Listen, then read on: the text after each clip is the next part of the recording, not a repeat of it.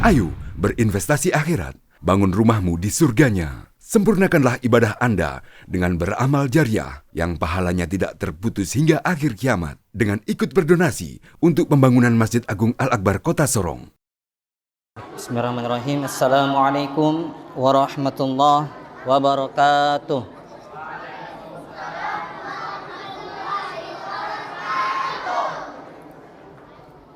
Alhamdulillahi wa kafa, wassalatu wassalamu ala rasulillahi mustafa wa ala alihi wa sahbihi wa mawala, amma ba'd.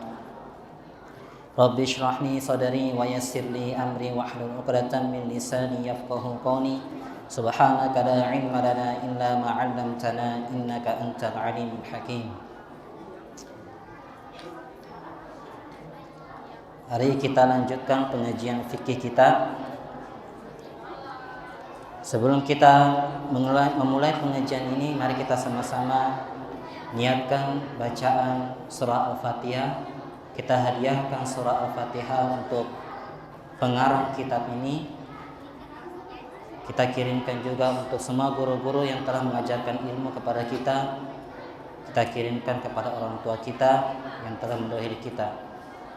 Ala hadhihi niyyah wa likulli niyatin salihah. Syarillahi lahumul Fatihah. A'udzu billahi minasyaitonir rajim. Bismillahirrahmanirrahim. Alhamdulillahirabbil alamin arrahmanir rahim maliki yaumiddin. Iyyaka na'budu wa iyyaka nasta'in ihdinas siratal mustaqim. Siratal ladzina an'amta 'alaihim ghairil maghdubi 'alaihim waladdallin. Qala al-musannif rahimahullahu ta'ala wa nafa'na bi'ulumihi fid dharain. Amin. Syurutul wudu'i. Syarat-syarat sahnya wudu. Syarat sahnya wudu atau syarat-syaratnya wudu. Jadi ada syarat, ada fardu. Apa bedanya syarat sama fardu? Kalau fardu itu sesuatu yang wajib dihadirkan dan dia adalah bagian dari aktivitas amal tersebut. Saya ulangi, kalau fardu macam fardu wudu atau wajib wudu, yaitu sesuatu yang wajib dihadirkan tapi dia merupakan bagian dari wudu tersebut. Misalkan apa kemarin? Niat. Fardu wudu niat, mencuci muka, mencuci tangan, membasuh kepala, dan mencuci kaki tertib. Yaitu fardu, itu bagian dari rangkaian wudu. Kalau syarat itu sesuatu yang wajib dihadirkan tapi itu bukan dari bagian aktivitas pekerjaan tersebut. Jadi bedanya syarat sama fardu, persamaannya wajib dihadirkan, wajib ada agar wudu itu sah. Dua-duanya harus ada, fardunya harus ada, syaratnya harus ada. Tapi bedanya adalah kalau fardu adalah bagian dari aktivitas wudu, kalau syarat itu bukan bagian dari aktivitas wudu, tapi tetap harus dikerjakan supaya wudunya sah. Kita masuk ke pembahasan. Faslun fi syuruti thaharati. Pasal yang membahas tentang syarat-syarat thaharah. Syurutul wudu'i, syarat-syarat wudu. Wa kadzal ghusli, begitupun juga syarat-syarat mandi. Wudu bisa sah atau mandi itu bisa sah kalau memenuhi syarat-syarat berikut ini. Ada berapa syaratnya? Asyaratun, ada 10. Jadi wudu tidak sah kalau ada salah satu syarat dari 10 syarat ini tidak terpenuhi. Jadi semua yang 10 ini harus terpenuhi kalau mau sah wudunya. Al-awwal, yang pertama adalah al-islamu, Islam. Syarat pertama agar wudunya sah adalah beragama Islam. Fala yasihhu min kafirin, maka tidak sah wudunya orang kafir. Jadi orang kafir walaupun wudunya sudah sempurna, walaupun wudunya bagus, tetap tidak sah karena orang kafir bukan bagian dari ahli ibadah, sedangkan wudu merupakan ibadah. Wasani, syarat yang kedua adalah at-tamyiz. Apa itu tamyiz? Kemarin sudah dibahas. Tamyiz ada dua syaratnya. Yang pertama, berusia sudah memasuki usia 7 tahun Hijriah. Jadi yang belum usia 7 tahun maka dikatakan belum tamyiz. Kemudian syarat yang kedua adalah mandiri. Sudah bisa makan sendiri, sudah bisa minum sendiri, sudah bisa cebok sendiri, bisa bedakan kanan dan kiri, bisa bedakan mana roti, mana api. Nah, itu kalau sudah bisa dibedakan berarti orang itu sudah dikatakan tamyiz atau mumayyiz. Jadi kalau ada anak-anak yang belum tamyiz, yang belum bisa membedakan kanan dan kiri, belum bisa membedakan mana roti, mana api, maka anak tersebut kalau berwudu, maka wudunya tidak sah.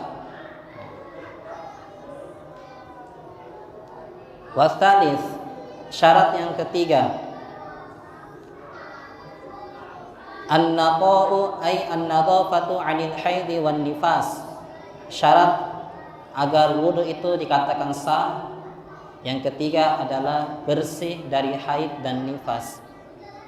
Jadi perempuan-perempuan yang lagi haid tidak sah wudunya kalau dalam lagi lancar-lancarnya haid. Bahkan bukan cuma dilarang, bukan cuma tidak sah, hukumnya haram. Bagi perempuan-perempuan yang haid, haram hukumnya dia melakukan wudu. Karena dia dalam posisi tidak boleh melakukan ibadah.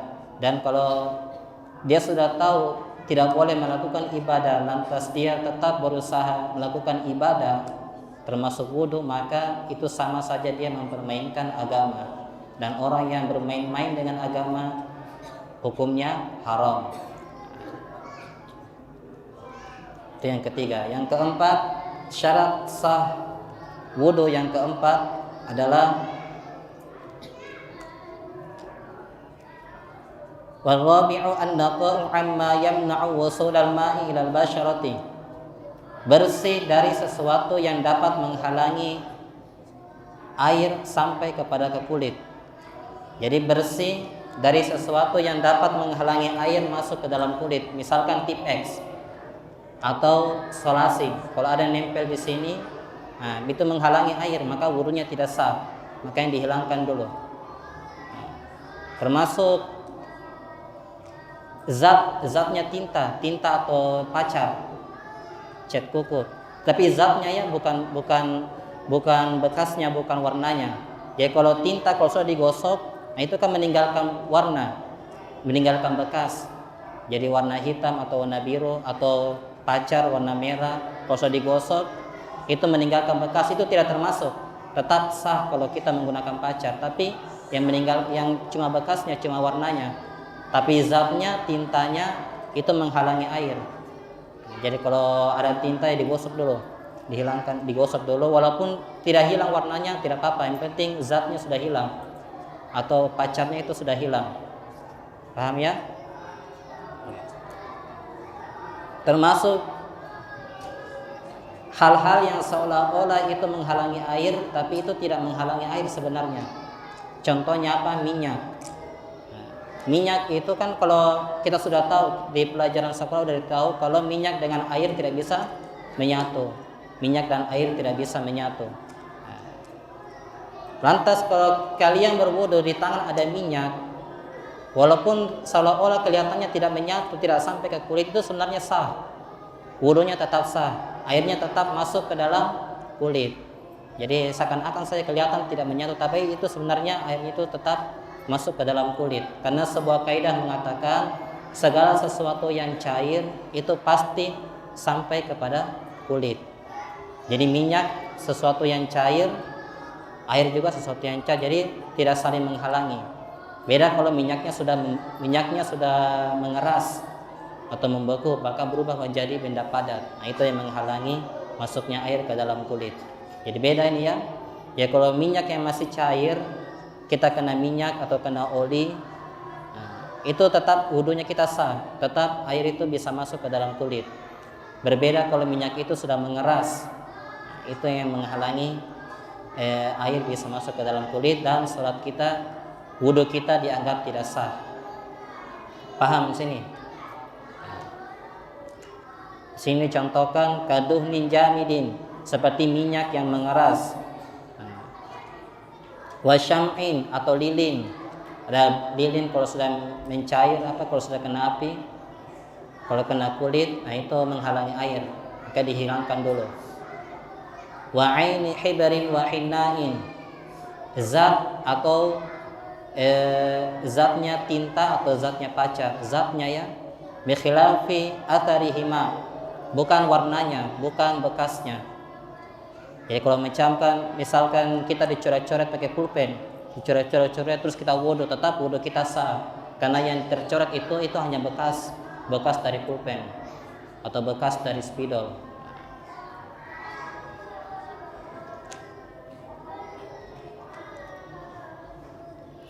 Kemudian wal khamis, yang kelima, syarat yang kelima adalah alla yakuna 'alal udwi ma yughayyirul ma'.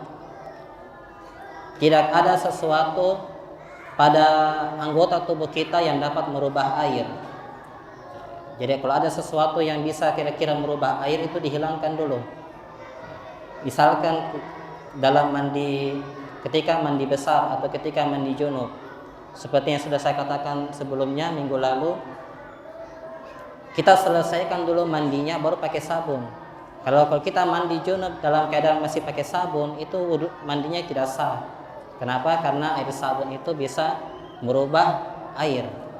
Jadi selesaikan dulu mandinya, sudah terguyur semua seluruh tubuh, mulai dari ujung rambut sampai ujung kaki sudah basah semua, sudah yakin basah semua, berarti mandi kita sudah selesai. Mandi junubnya sudah selesai, mandi besarnya sudah selesai, baru setelah itu kita boleh pakai sabun. Setelah itu kita bisa pakai sampo. Tapi kalau belum selesai, belum basah semua, jangan dulu pakai sabun, jangan dulu pakai sampo. Jadi basahkan dulu semua, selesaikan dulu mandi besarnya, selesaikan dulu mandi junubnya, baru pakai sabun. Kenapa? Karena sabun itu bisa merubah zatnya air. Nanti menyebabkan mandi kita tidak sah. Kemudian wasadis, syarat sah yang keenam, al-ilmu bi fardiyatihi, mengetahui kefarduan wudu. Ayyakuna kullu minal wudu'i wal ghusli fardun wa huwa ma yutabu ala fi'lihi wa yu'aqabu ala tarkihi. Yaitu seseorang harus tahu bahwa wudu dan mandi ini merupakan fardu, merupakan wajib yang diberikan pahala apabila mengerjakannya dan disiksa apabila meninggalkannya. Li'annal jahila bi fardiyatihi ghairu mutamakkinin minal jazmi bin niyati. Karena orang yang tidak tahu kefarduan wudu tersebut tidak mungkin memiliki kemantapan niat. Fala tasihhu mimman jahila fardiyatahu. Maka tidak sah wudunya orang yang tidak tahu kefarduan wudu. Contohnya begini, saya jelaskan. Misalkan saya di sini sebentar masuk sholat isya, tadi sholat maghrib saya wudu. Sebelum sholat maghrib saya wudu, setelah sholat maghrib saya di sini, terus tidak sengaja saya kentut. Berarti sebentar sholat isya, maka saya wajib, saya tahu dan saya yakini bahwasanya wudu saya batal. Karena wudu saya batal, saya wajib berwudu supaya bisa melaksanakan sholat isya. Jadi kalau saya tidak meyakini, tidak usah wudu, tidak batal wudu, berarti itu wudunya tidak sah, karena tidak meyakini kefarduannya wudu. Sama seperti yang kemarin saya jelaskan. Misalkan saya di sini duduk sampai masuk waktu isya, wudu saya tidak batal. Saya ulangi, sebelum sholat maghrib tadi saya berwudu, kemudian saya sholat maghrib. Kemudian setelah sholat maghrib saya duduk di sini memberikan pengajian. Kemudian masuk waktu isya, wudu saya tidak batal. Lantas saya tetap ingin melakukan wudu dengan niat ingin memperbaharui wudu. Jadi wudu saya tidak batal, tapi saya ingin memperbaharui wudu saya. Maka wudu itu hukumnya sunnah. Wudu yang kedua ini hukumnya sunnah. Walaupun wudu yang kedua tidak sah, tetap saya bisa melakukan sholat. Kenapa? Karena wudhu saya yang pertama ini tidak batal. Itu karena saya yakin tidak batal, karena saya yakin tidak pernah kentut, tidak pernah bersentuhan dengan perempuan atau hal-hal yang bisa membatalkan wudhu. Tapi perhatikan baik-baik. Tapi kalau saya duduk di sini, saya ragu, ini kira-kira wudhuku batal atau tidak ini? Tadi saya kentut atau tidak? Saya ragu. Kemudian karena saya ragu, tetap saya melakukan wudhu untuk jaga-jaga ya, jangan sampai wudhuku batal. Tetap saya melakukan wudhu. Nah, setelah saya melakukan wudhu, kemudian baru saya ingat, oh ternyata tadi saya sempat tertidur sedikit atau saya sempat kentut sedikit, dasar rasa. Nah, maka wudhu yang kedua ini hukumnya tidak sah. Kenapa tidak sah? Nah, karena kita pada waktu berwudhu tadi, pada waktu berniat wudhu tadi, kita tidak tahu penyebab wudhunya apa. Kita tidak tahu apa yang menyebabkan kita berwudhu. Makanya kata ulama, dalam kasus seperti ini, kalau kita ragu-ragu apakah kita berhadas atau tidak, wudhu kita batal atau tidak, satu-satunya jalan adalah buat suatu hal yang bisa membatalkan wudhu. Misalkan pergi langsung ke kamar mandi, kencing atau memegang kemaluannya sendiri, maka otomatis pasti wudhunya batal. Karena wudhunya batal, baru dia bisa melakukan wudhu dengan niat menghilangkan hadas. Paham di sini ya? Paham? Jadi kalau dalam keadaan ragu-ragu ini wudhu batal atau tidak, maka yakinkan dulu wudhu itu betul-betul batal dengan cara melakukan hal-hal yang bisa membatalkan wudhu. Seperti contoh kecilnya menyentuh alat kelamin sendiri, maka udah pasti wudhunya batal, baru bisa berwudhu. Tapi kalau dalam keadaan ragu, saya ulangi, kalau dalam keadaan kita ragu wudhu kita batal atau tidak, setelah berwudhu ternyata kita baru ingat, oh ternyata tadi saya kentut, maka wudhu kita yang kedua tadi tidak sah, karena kita dalam keadaan ragu, tidak yakin dengan kefarduan wudhu kita. Paham ya?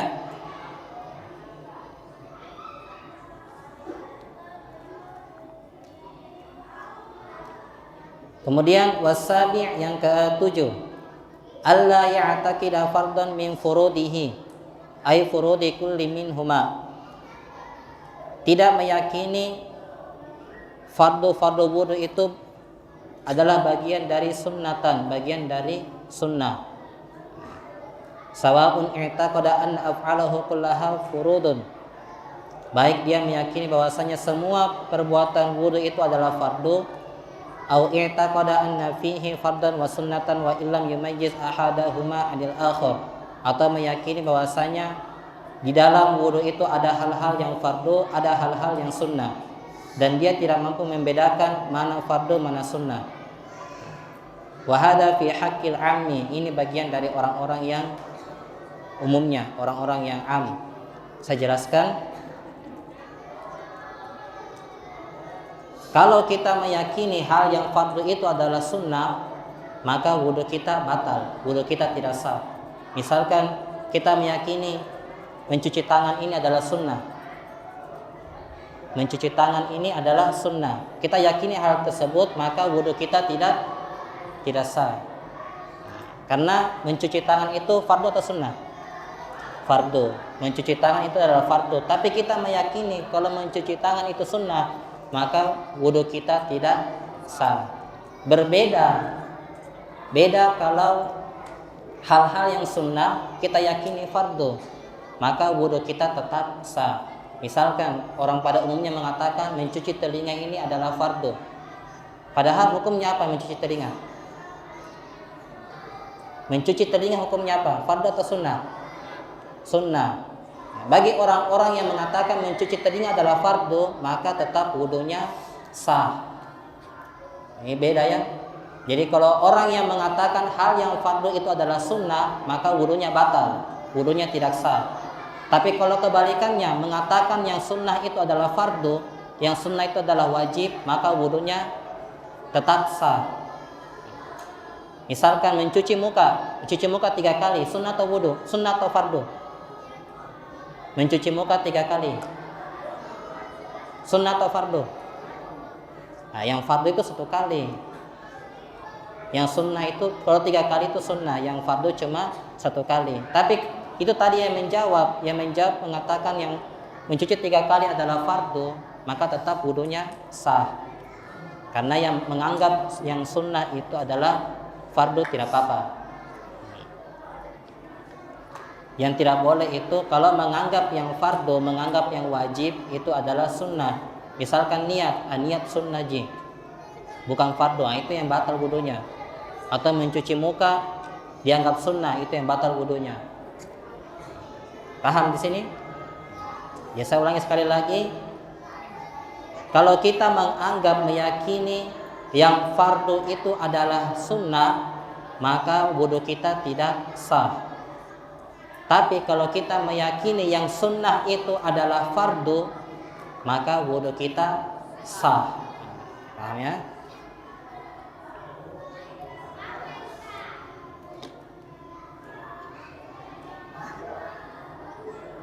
Jadi walaupun orang tersebut misalkan hafiz, dia bilang mulai dari cuci tangan, kumur-kumur, masukkan air di hidung sampai baca doa itu adalah fardu, tetap hukumnya sah. Kalau dia mengatakan semuanya fardu, tidak ada yang sunnah, nah maka tetap wudunya hafiz ini tetap sah. Atau ada fahmi, dia tahu di wudu ini ada yang fardu, ada yang sunnah, tapi dia tidak bisa bedakan mana yang fardu, mana yang sunnah, tidak bisa dibedakan. Dalam kasus ini tetap hukum wudu adalah sah. Berbeda kalau bagi orang yang sudah alim, orang yang sudah belajar fikih, menghabiskan waktu untuk belajar fikih, maka orang yang tersebut kalau belum bisa membedakan mana fardu mana sunnah, maka wudunya tidak sah bagi orang yang belajar fikih. Paham di sini ya? Kemudian wasamin al-ma'u tahuru. Syarat sah wudu yang ke-8 adalah menggunakan air yang suci mensucikan. Fi dhanni kulli minal mutawaddi wal muktasili wa i'tiqadihi. Air yang suci mensucikan menurut sangkaan orang yang berwudu, menurut sangkaan orang yang mandi. Wa illam yakun tahuran inda ghairihi. Meskipun orang lain mengatakan air itu tidak suci. Misalkan saya berwudu, saya mau berwudu, saya yakin air ini suci, ada air 1 baskom. Saya mau berwudu, saya yakin air ini suci. Ya, saya yakin sekali air ini suci. Tiba-tiba ada Fahmi datang. Fahmi bilang air itu tidak suci. Air itu ada najisnya tadi. Tetap wudu saya adalah sah. Wudu saya tetap sah. Kenapa? Karena saya yang meyakini air ini suci. Jadi bukan dari sangkaan orang. Walaupun orang bilang air itu tidak suci, tapi kalau saya yakin air itu suci, maka saya tetap sah melakukan wudu dengan air tersebut. Paham ya? Jadi menurut kita, sangkaan kita, kalau kita sudah yakin suci, maka air itu bisa digunakan untuk berwudu walaupun orang lain mengatakan air itu tidak suci.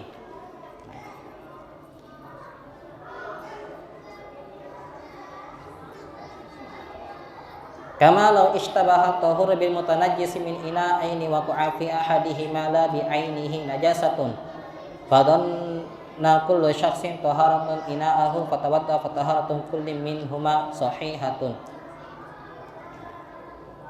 Begitupun juga orang yang misalkan ada 2 orang mau berwudu, misalkan Alif sama Fahmi mau berwudu, ada 2 baskom, ada 2 baskom, salah satu baskom ini mengandung najis, maka dua-duanya ini meyakini airnya yang punyaku ini tidak najis, Fahmi juga meyakini punyaku tidak najis, sama-sama berwudu, maka dua-duanya tetap hukumnya tetap sah. Karena mereka meyakini dalam hati kalau wudunya airnya tidak bernajis, maka tetap wudunya sah. Ya. Sampai situ dulu pengajian kita karena sudah masuk waktu Isya. Insyaallah kita lanjutkan dalam pada pertemuan berikutnya. Allahu a'lam. A'udzu billahi minasyaitonir rajim. Bismillahirrahmanirrahim. Alhamdulillahirabbil alamin. Hamdan syakirin, hamdan na'imin, hamdan yuwafi ni'amahu wa yukafi mazidah. Ya Rabbana lakal hamdu kama yanbaghi li jalali wajhika karimati wa sultani wa sallallahu alaihi wa Muhammad. Allahumma faqqihna fid din wa 'allimna bit ta'wil. Radina billahi rabban wa bil islam dinan wa bi Muhammadin wa rasul rabbi zidna ilman warzuqna fahma. Rabbana atina fid dunya hasanah wa fil akhirati hasanah wa qina adzabannar. Wassallallahu ala sayyidina Muhammad wa alihi wasallam. Subhana rabbika rabbil izzati amma yasifun. Alhamdulillahi rabbil alamin. Al-Fatihah. Assalamualaikum warahmatullahi wabarakatuh. Ayo, dukung media dakwah Masjid Agung Al-Akbar dengan ikut berdonasi pengadaan alat multimedia dan operasional dakwah. Usia boleh terputus, pahala jariah mengalir terus.